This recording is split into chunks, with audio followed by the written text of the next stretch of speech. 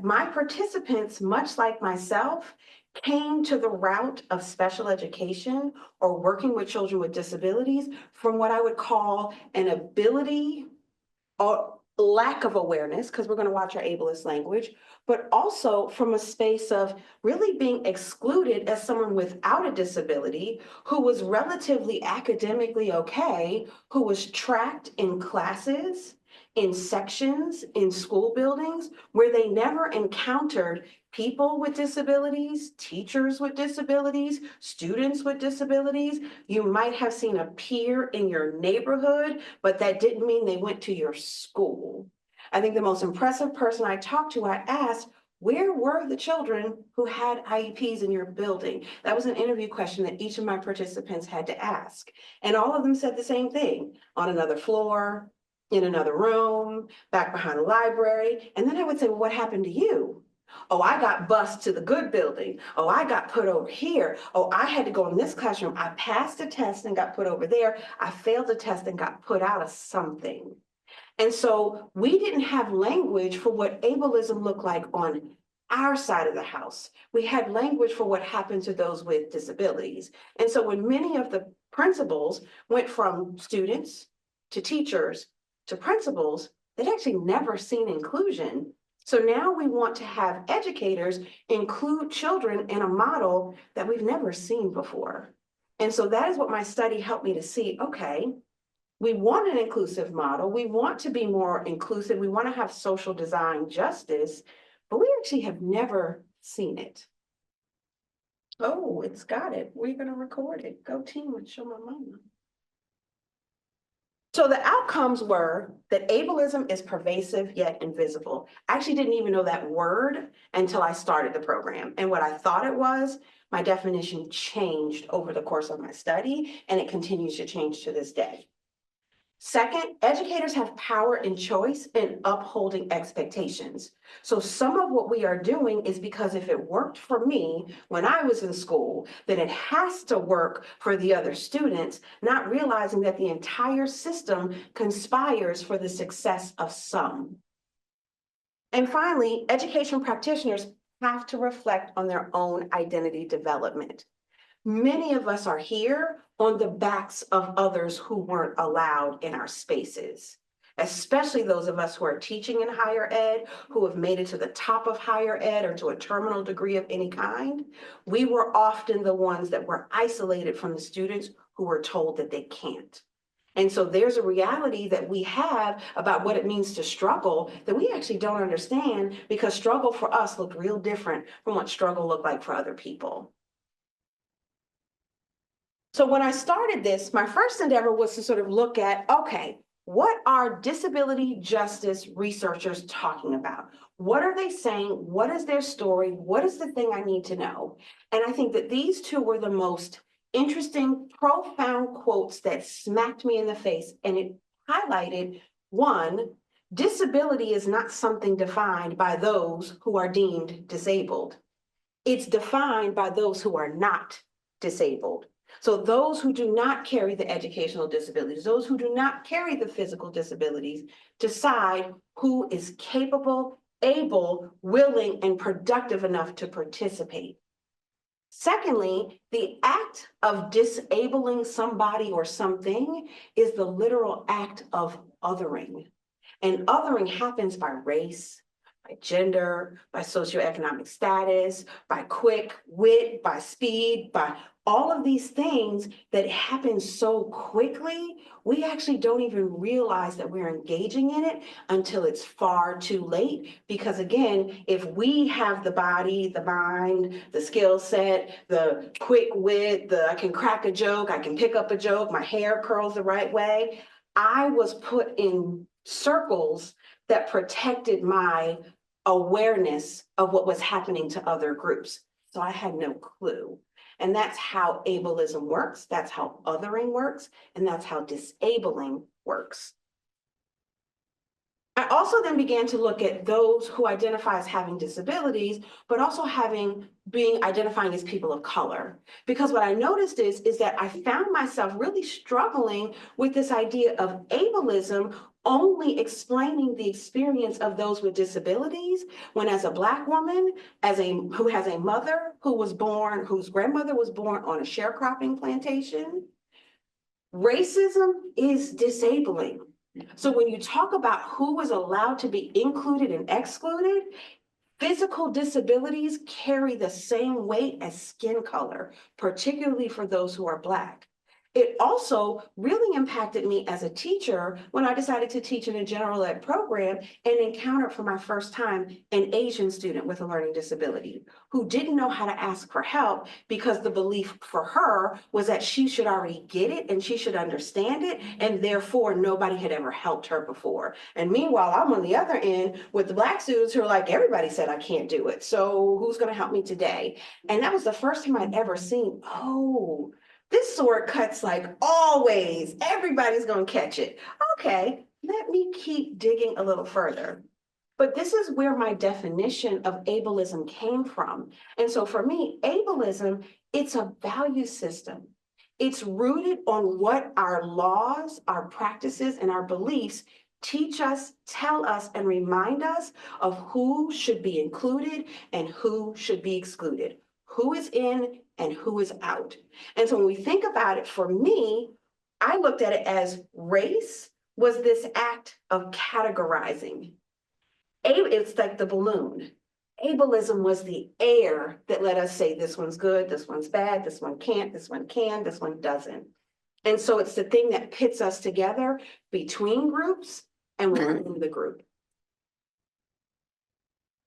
And so when we look, I found this wonderful book called Unteachable. Found it after, you're welcome, after the project. I found it, no more reading. I still carry my bag of books everywhere I go.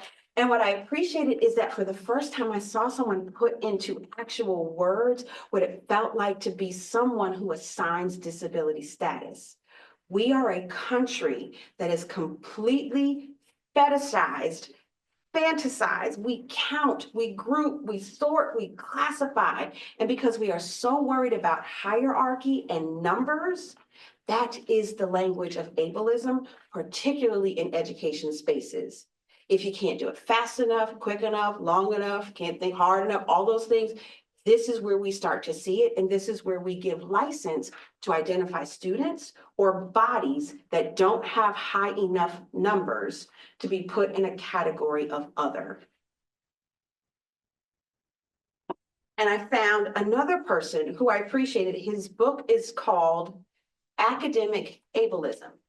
And he posed the question, who is the creator of disability? Is it higher ed? Is it the disability itself? And I found myself going, okay, for this work as a teacher, for this work as a researcher, for this work as a mother, I actually need to go back and figure out what I was actually taught about disability, and not by what my teacher said, but by what they didn't say.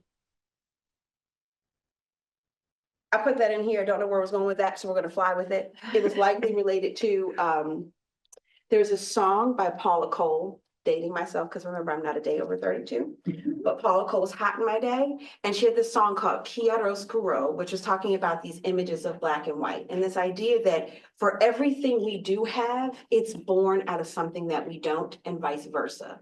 So disability is present in the face of what we deem able. And so we've always got to look at what we call able to find who we have decided can or cannot. And that is regardless of a disability status. Again, that is race, that is all the isms. It guides us through, and then we are able to see the difference between the have and the have not. So what I did, and I know that that is really, really, really small. The intention is not for you to try to read that because I'm getting old.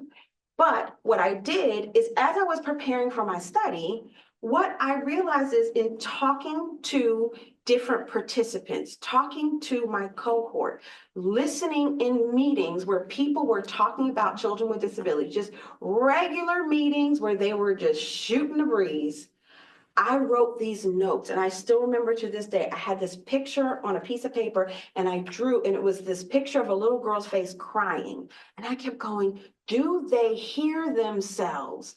Do they hear what they're saying? The parent's not in the room, the kid's not in the room, but I would hear them say things like, oh man, I had an IEP, so he's probably gonna need one too. Oh, you know he can't do it because he's got autism. You know that's the low group. They don't do those things. Oh, you know his mother's crazy, so that means he's got to be it too. What do you think that is he's dealing with? I noticed he's a little off. You know what that is? And I was going, oh my gosh, they don't hear it. They don't hear that you can't walk out of a student support meeting talking like this and then actually be able to put in a real plan about what gets that kid to academic success if your entire conversation is rooted in what they can't do. And then my actual favorite that made me had to go sit down, take a drink of water while I'm a reformed special educator, secondary game.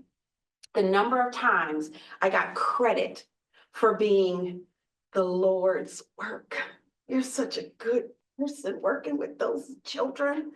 The number of times I took credit on the backs of children who couldn't read, who couldn't write because of systemic oppression, but I got all the credit because I had the degree, I had the certification, and I could talk a real good game. It showed me that the system of special education impacts the way in which we even know how to talk about these students in a humanizing way. And that goes from pre-K through grad school. So the first takeaway for anyone who is teaching is to look at the belief and the idea that ableism decides who's worthy. It provides patterns for how students should behave when being educated. Some of us were taught to value the quiet ones, other ones like those who flip desks over. Some of us were taught to like the ones who type everything and write 9 million paragraphs, and others of us want those who can put it in a sentence. But we look for patterns based on our own belief of who is capable, based off of our way in which we were praised in doing something, our way of believing we can possibly do and approach something. So it's important not only with this to examine the patterns that you seem to praise, but when you're talking to your colleagues and you are assessing a student that you have from the elementary level all the way to the graduate level. I teach master's students. We have an entire class where we talk about, show me your IEP goals. Now let's look at every way you wrote that kid couldn't do something. And they go, oh, okay, that was bad. And then we go through present levels and we practice, you say it yourself and you don't realize it. So take the time. One day I went to a parent teacher conference. I have a child with a disability and I went to a conference and I said, excuse me, I need to record myself. And the teacher, of course, looked at me. I looked at the teacher, looked at me. I said, this is not for you. I'm not recording you. I'm actually trying to see how many times I tell you what my child can't do. How many times I leverage the disability over the instructional practice. This is for me, not for you. And I went home and went, oh, dag, Mom, you're pretty bad at this. And you were supposed to be the special educator who can do this. No. Which then gives those around me license to do it too, because I'm the doctor, I'm the expert. So if I can say it, you can say it. And if I can say it about my kid, you can say it about my kid. And so when you are thinking about your lesson plans, when you are thinking about how you talk to other staff members about your students, it's important for you to take time and take a moment to look and reflect on what you say. How are you showing your own bias in your own language, even when you mean the best intentions? So I had to go back. I had to go all the way back in the midst of my study after I got to this whole idea of, okay, this is ableism, but I couldn't see it. And I couldn't see it because I had come to academia with a story, and my story was beautiful. And I had to try to undo everything that I knew about education by going back to understand my story. And so again, because I'm not a day over 32, I was born and went to school in the late 20th century school. So when the children asked me if I was born in the 1900s, I was, and they should mind their business. But I had to come and learn that it wasn't until the 1900s, 1990s, when we were actually talking about social reform. The teachers who taught me were not born in the 70s. The teachers who taught me, because we had veteran teachers, were born in the 40s and the 60s. They were my mother's age. So they were pushing for me, Black assimilation. They were pushing for me, climb to the top of the middle class. So you need to code switch. You need to be the top of the class. You need to do these things. So in my mind, I have a right, don't you go. So when I had to look, part of my study pushed me to go and examine something, but I couldn't figure out what I was missing. This is a story of my lovely family. That's me on the left. That's the whole crew. I'm a mom of four, and I say bonus mom. He's not bonus mom in marriage. He is my student whose father gifted him to me, the old 30-year-old. He's the one who was gifted to me as his father was transitioning. He said, I'm not going to make it. Please take my son. So we gained a bonus child who stepped in over the crew. But that baby right there, that is my James.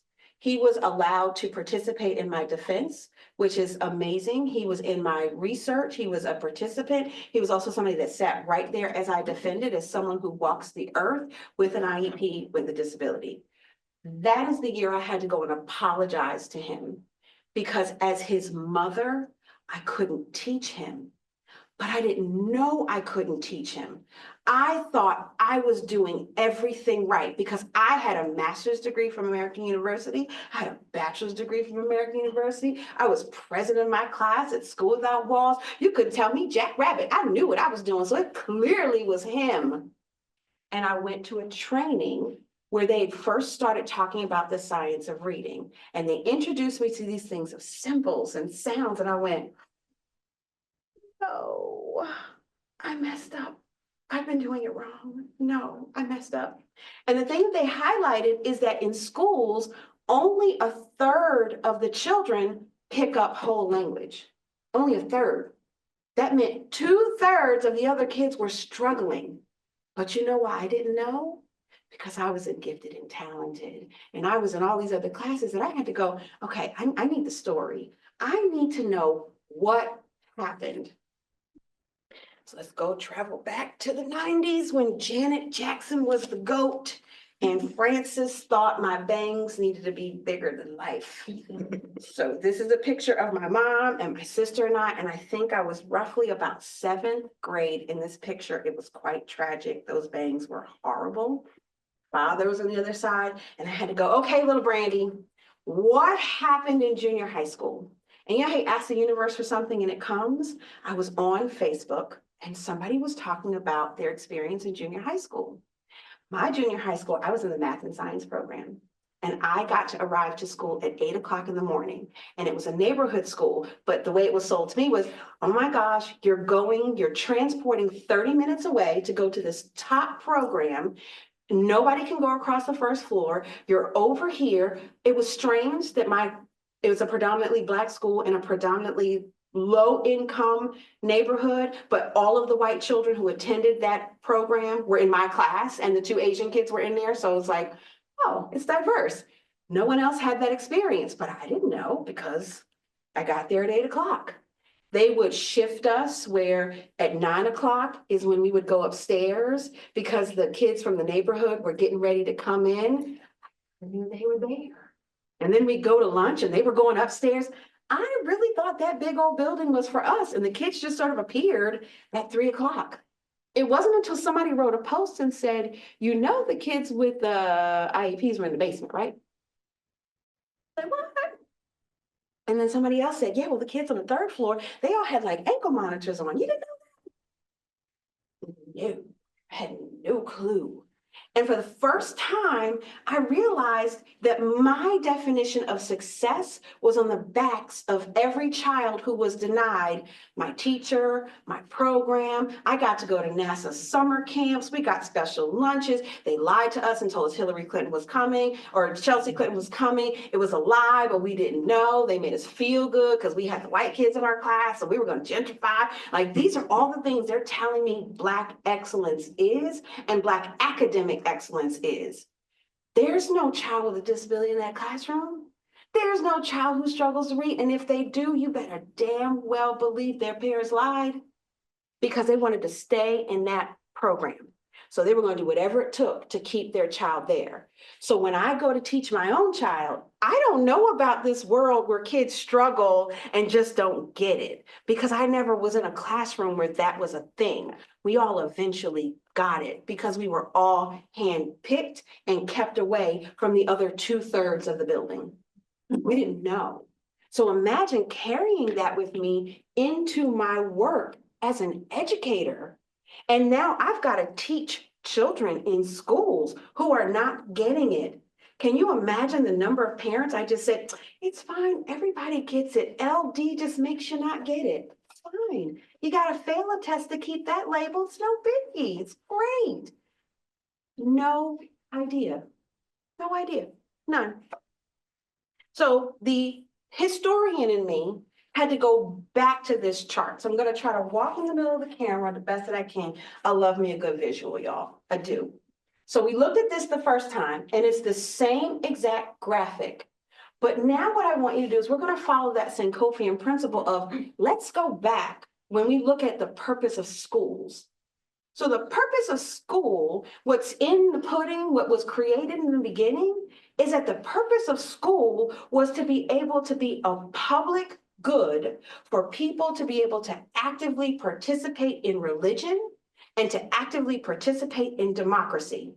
But at the same time, when we were laying that foundation, it was on the backs of Indian boarding schools, African captives being brought here in bondage. Okay, it was on the backs of believing that if you had a disability of any kind, any deformity, anything to your body that looked different, you were morally corrupt. So now we're living in a world where while schools were for some, there was a large group of people that school was never, ever intended for unless they were coming to assimilate. So those of us who made it out with that belief.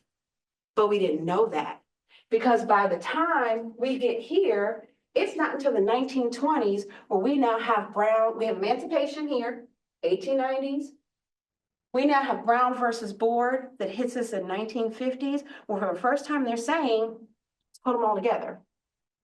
And there was a justice at the time who said, you can do that, but there is no law that's going to undo that. You are not going to get a law to get people on board with actually working together, but you can put them together.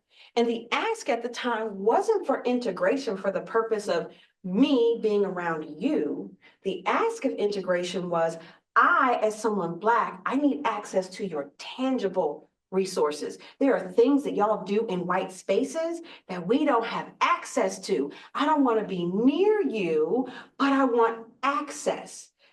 The law was taken as, for you to get that, a small portion of you, the talented 10th, could come in and go take the rest back to your people. So amongst our own race, it became only some of us were good enough to leave and teach the rest of us. Then we continue on, and now we have IDEA, and schools don't know what to do because we just decided that spaces shouldn't be separate. But IDEA comes in and says, actually, for some kids who have disabilities, you might not be able to see, they don't have to be in.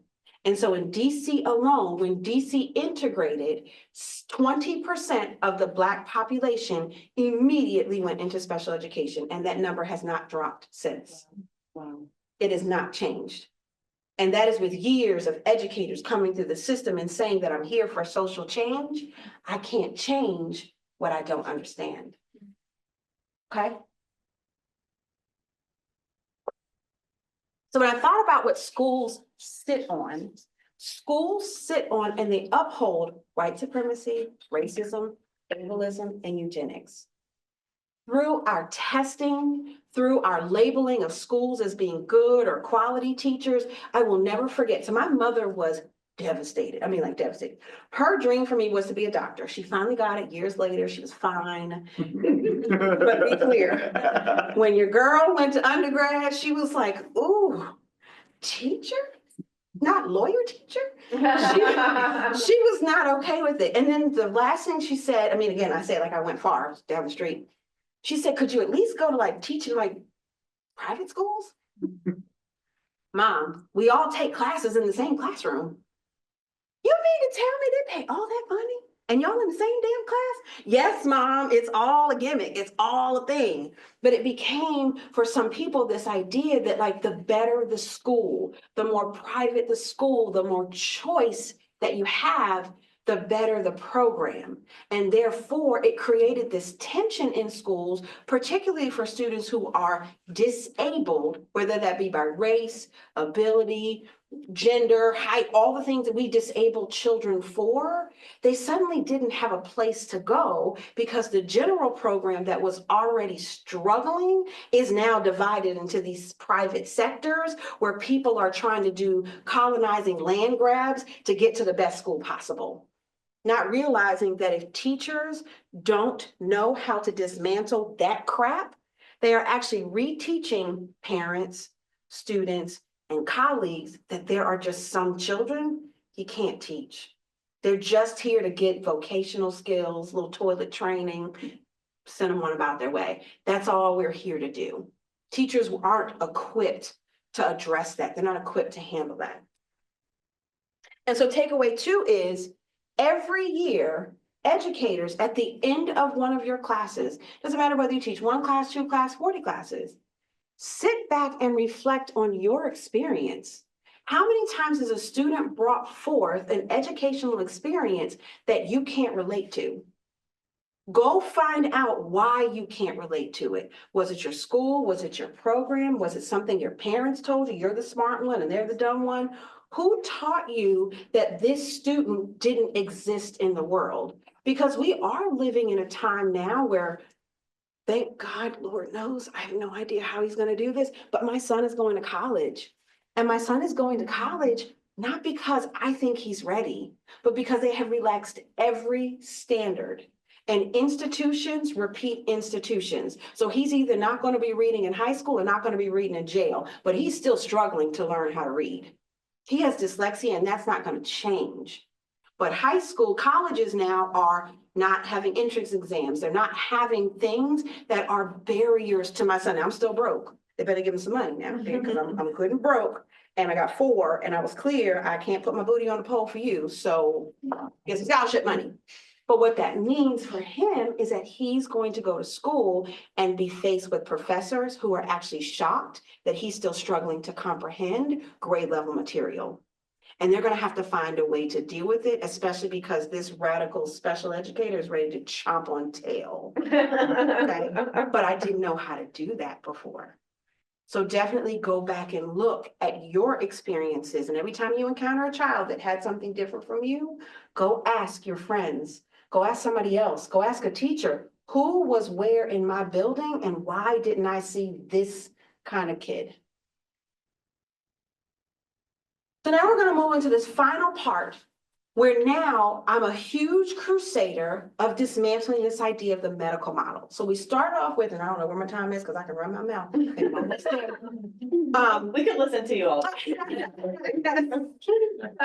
I spend a lot of my time here at AU working with my grad students to talk to them about the medical model of disability.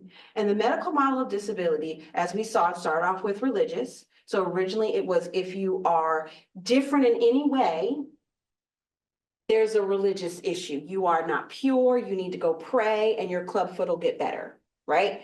Then it became more about economics. If you can't produce, if you can't work the land, if you can't do this. So at one point in time, women, children, and those with physical disabilities were actually deemed disabled because they weren't able to work for themselves and produce and provide. The community had to cover for them. So this idea of disability had everything to do with, can you provide and produce in a way where you can take care of yourself?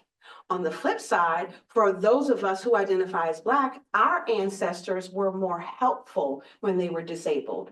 Because if I clip your Achilles heel, you can't run, but you can work. So a disabled Black person was far more profitable than one with full faculties. So there was no desire to address support because you could still till and be out of your mind. That was the thought process then.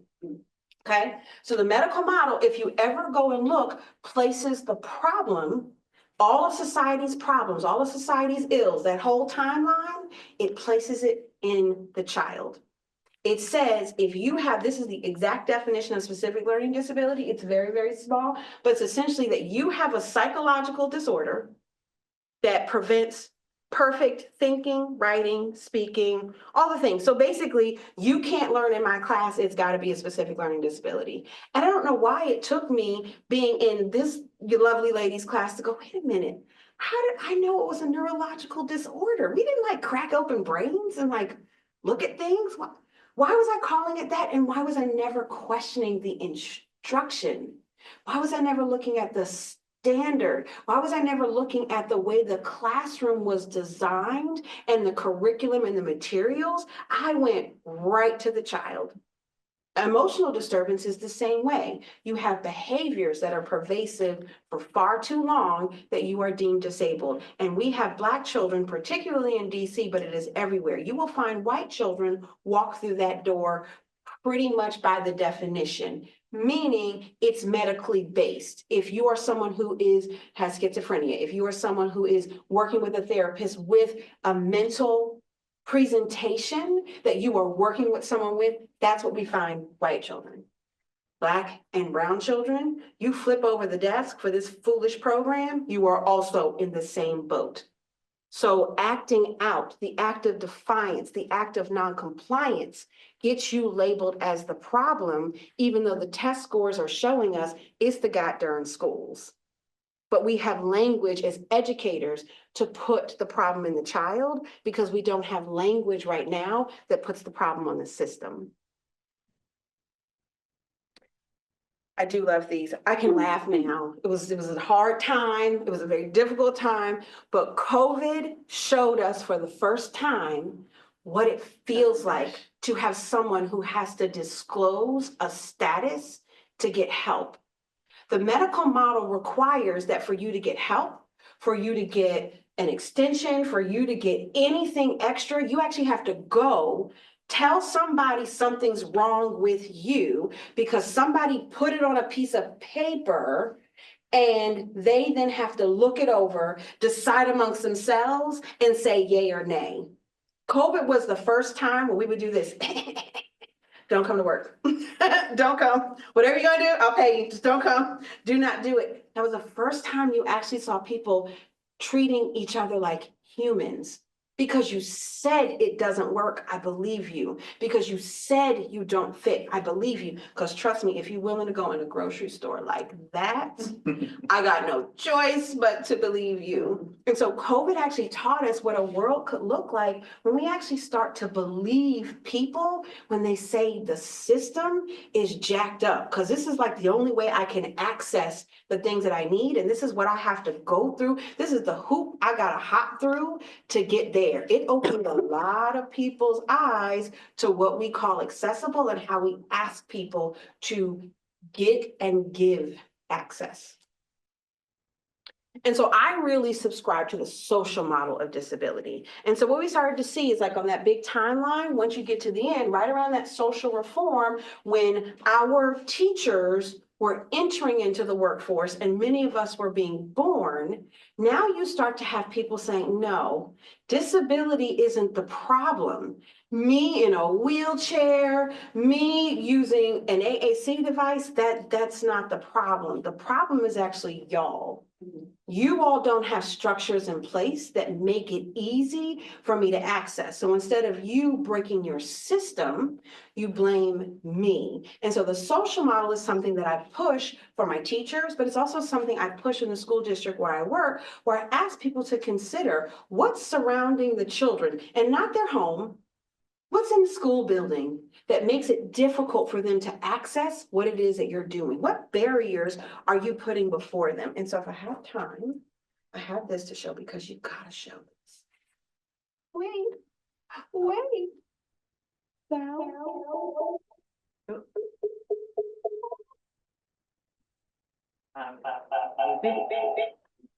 Sorry, No, you're fine. I'm actually not sure. Maybe if you mute the audio.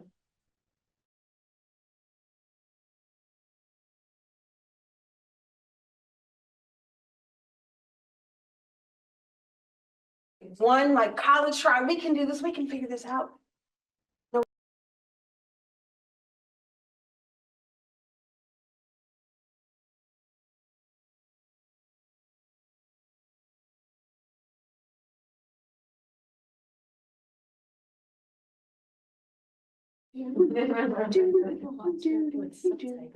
Share.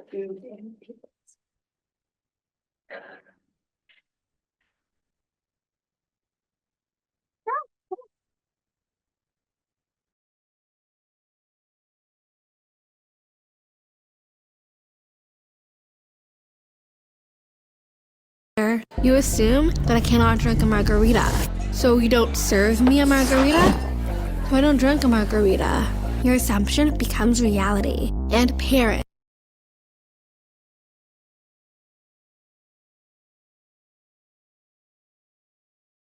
Hey bartender, you assume that I cannot drink a margarita, so you don't drink a margarita. Your assumption becomes reality. And parents. You assume that I cannot live on my own, so you don't encourage me to live on my own. So I don't live on my own. Coach, you assume that I cannot drink a margarita, so you don't serve me a margarita? So I don't drink a margarita.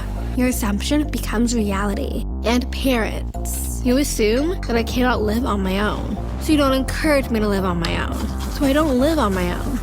Coach, you assume that I cannot hit harder, so you don't train me to hit harder. So I don't hit harder. And teacher, you assume that I cannot learn Shakespeare, so you don't teach me Shakespeare. Old MacDonald had a farm. So I don't learn Shakespeare. E-I-E-I-O. But hey, if all your assumptions become reality, then assume that I can drink a margarita.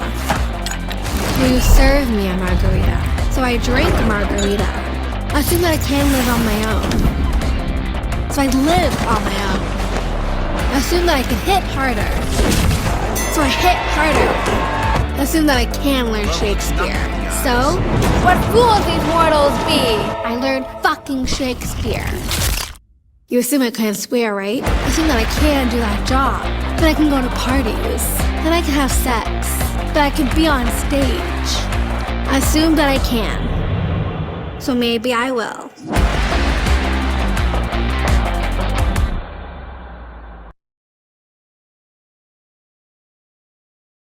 We've got to start. You left to, yeah. No, I take it back. Okay, we're back. Cool. We're circle. I had to go, okay, what's the thing that grounds me in understanding this? And of course, social media is going to tell you. And this is why I learned about the Dio Paulo Freire, which I think I say his name wrong every time, but I think I hit it this time. And this idea of this banking concept of education. And the banking model of education is rooted in the medical model. And it's this belief that teachers pour into empty vessels. Therefore, whatever you come with, if it's not something I understand or I know where to pour into or I've got an access point, the problem isn't me because I am the professional and the problem is you and your community and your people. Perfect. So the banking model tells us the teacher teaches, students listen. Teachers narrate, students take in. Teachers claim authority specifically to oppress. The programs that are geared in schools are to support the teachers and got nothing to do with the students. We are never going to teach children how to resist us as the education oppressors if we don't start going into the classroom saying, I am not the expert in you, but I'm a guide on how to do this thing. You tell me where we're going and I'm going to follow you.